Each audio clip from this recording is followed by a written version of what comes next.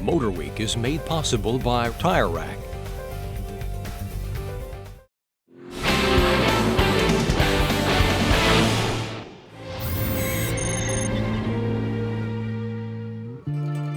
This is a 1972 Alfa Romeo Montreal. Ever heard of it?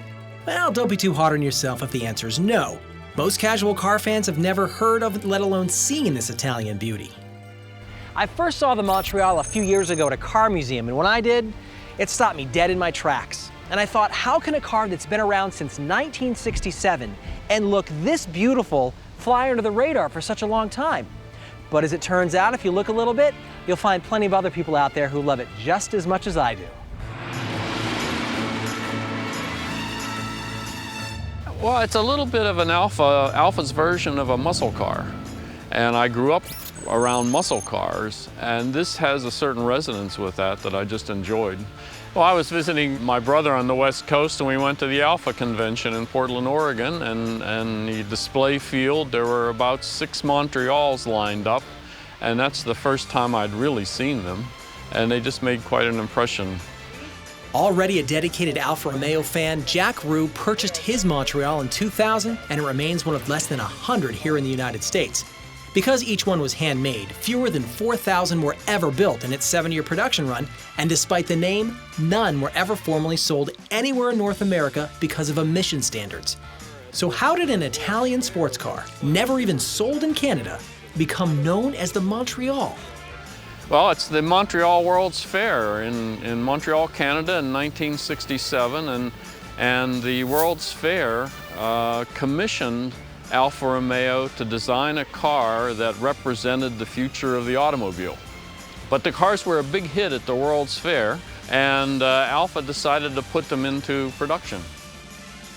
It's no surprise it was such a big hit when you consider who designed it, Marcello Gandini. The same Italian genius who gave us the Lamborghini Countach and Miura, the Lancia Stratos, Ferrari 308, and 2 editions of the Maserati Quattroporte, to name just a few.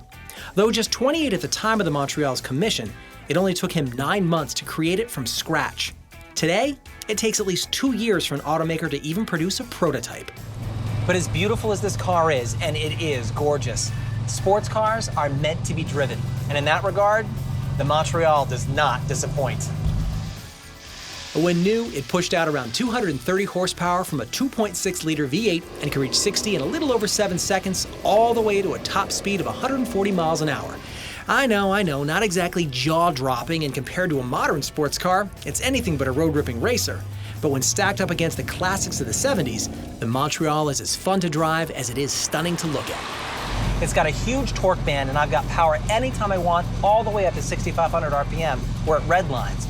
And the handling. I cannot tell you how great this car handles. I'm so blown away at how nice it is. And regardless of the Montreal's birthday, the sound coming from that Italian-bred V8 is just as magnificent as anything on the road today.